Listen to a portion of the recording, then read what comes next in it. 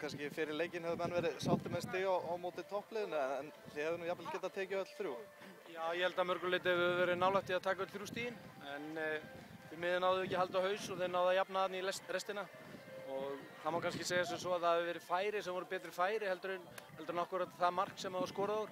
Það er eftir aukaspyrnu svo dettur boltinn út og hann eiginlega kingsar hann í jörðinu og gegnum kösina og lekur inn í fjær hornið.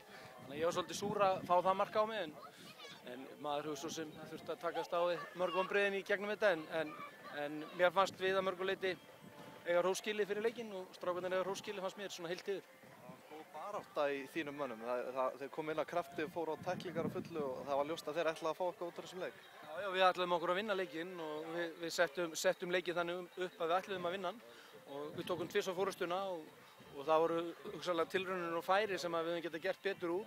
Það má kannski reynda að segja sem svo að Óskar hafi gert mjög vel eftir að ég held að það hafi verið Garri Martin sem fór í gegn og Óskar varði frá honum en það var svona lang besta færi Skagamannanna í svona venjulegu spilu og eiginlega eina opna færi sem þeir fengu.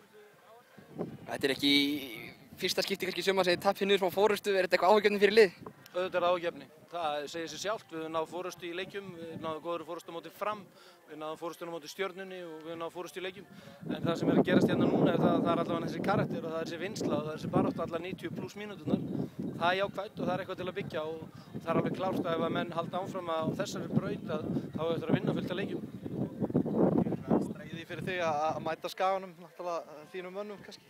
Já, það er alltaf sérstaklega gaman að spila móti Skaganum og auðvitað á maður ræturnar sína þarna og mikil vinna og mikil fortið sem er þarna en í sjálfu sér var þetta fyrst og fremst fyrir mig að vinna fyrsta leikinn og ná fyrstu 3 stigunum í hús.